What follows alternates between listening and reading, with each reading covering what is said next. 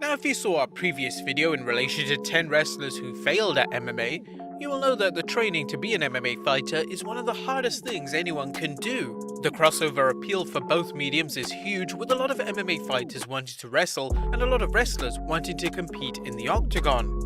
However, those who do try it are usually praised for trying a sport that most people are simply too scared to even attempt. Now, although the majority of pro wrestlers who decided to fight in MMA fail, there are a few exceptions to the rule. But which ones were they?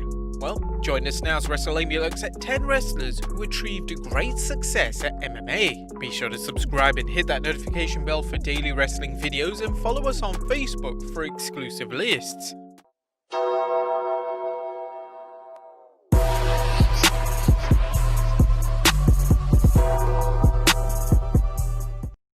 Number 1. Shinsuke Nakamura. Shinsuke Nakamura is one of the most decorated Japanese talents of all time, having attained great success in New Japan Pro Wrestling with legendary matches that solidified himself as one of the greatest wrestlers in the world. Years later, Nakamura would find himself in the WWE, where he's had numerous title runs up and down the card. But what many fans don't know is that Nakamura had a short yet successful MMA career.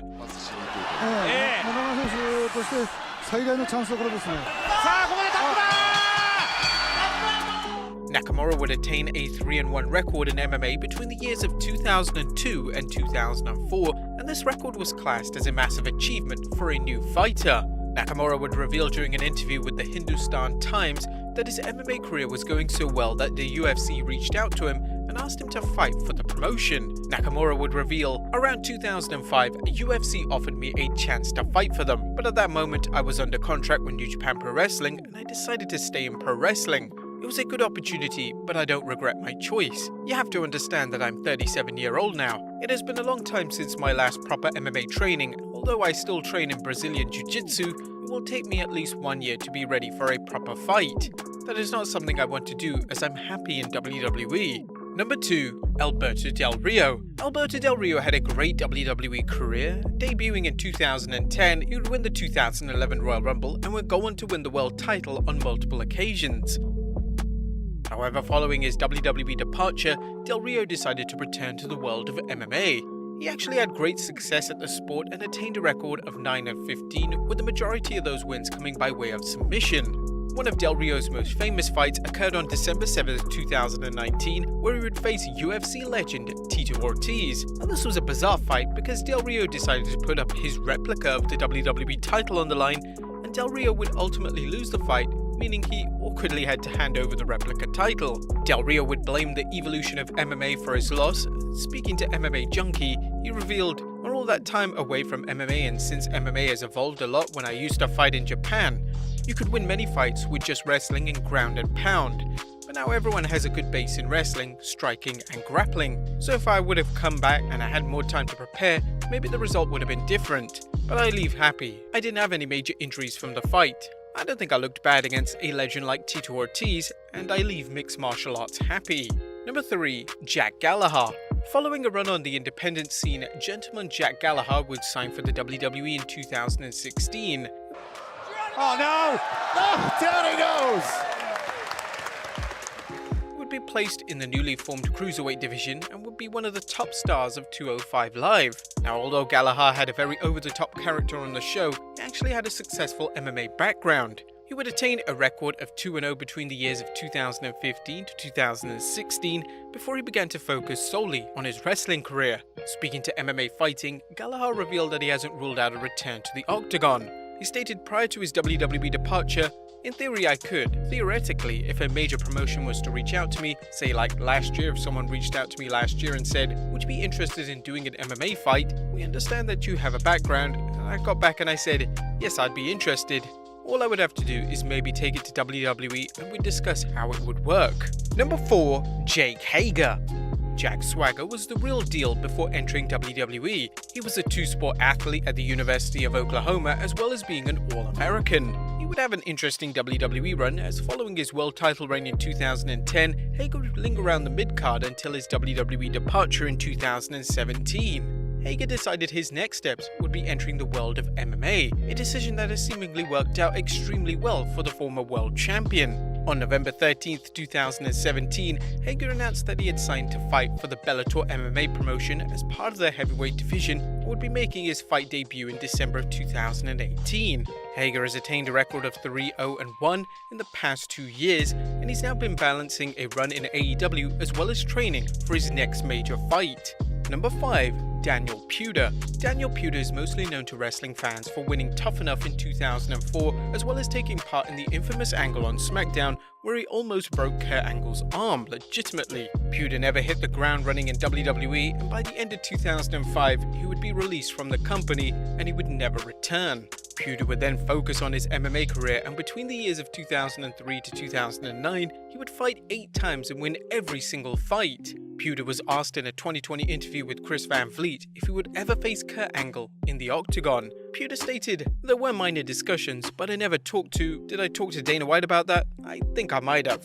I think somebody might have talked to me. I don't think I had a conversation with Dana. I think I had a conversation with Dana about it. I would have taken the fight, but at the end of the day, if he's taken that much Vicodin that he says he takes in another interview, I don't think he would pass a drug test."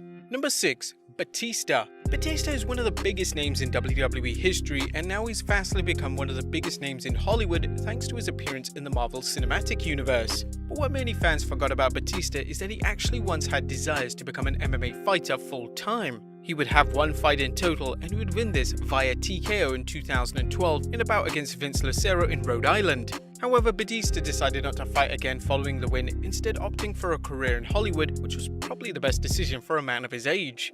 Number 7. Bobby Lashley. Bobby Lashley just looks like he would make for an incredible MMA fighter, and that he certainly did. Following his WWE departure in 2008, he opted to enter the world of MMA. Over the past decade, Lashley would fight a total of 17 times and he would win 15 of them, making his MMA record one of the best out of any crossover athlete. Speaking to TV Insider in 2020, Lashley revealed that his MMA career is far from done. He stated, "I'm fighting until I can't fight anymore. I just had a conversation with the bare knuckle fighting championship guy. We discussed going out there and doing a bare knuckle fight."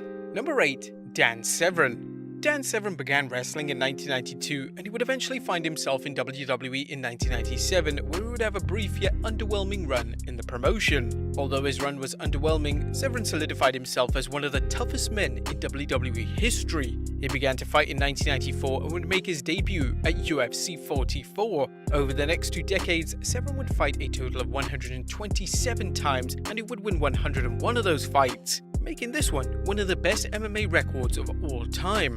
He was solidified as one of the greatest MMA fighters of all time when he was inducted into the UFC Hall of Fame at UFC 52. Number 9. Brock Lesnar.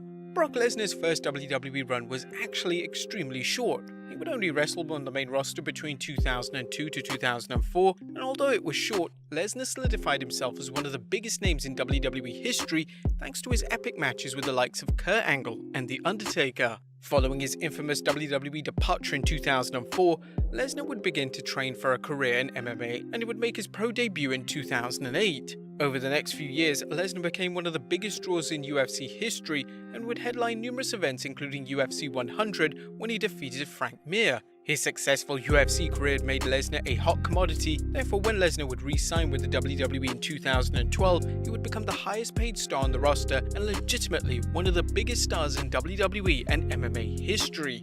And number 10. Ken Shamrock.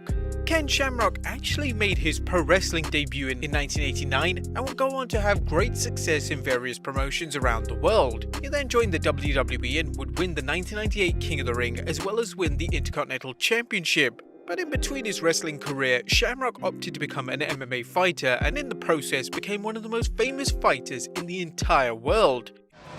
Shamrock comes in with 3 flags, the American flag, the Japanese flag, and his Lion's Den flag, Lion's Den being the name of his school. A lot of flags, a lot of experience. He would be a certified draw for UFC and would attain a record that totaled 28 wins, 17 losses, and 2 draws. Shamrock's MMA career was solidified when he, alongside Royce Gracie, were the first 2 men to ever be inducted into the UFC Hall of Fame in 2003. Dana White would state in his induction speech, "We feel that no 2 individuals are more deserving than Royce and Ken to be the charter members. Their contributions to the sport both inside and outside the octagon may never be equaled." But there you have it folks, 10 wrestlers who attained great success in MMA. Are there any that are missing off this list? Let us know in the comments down below, subscribe if you haven't already, follow us on Instagram and Facebook for exclusive lists, and I'll see you next time with some more wrestling content.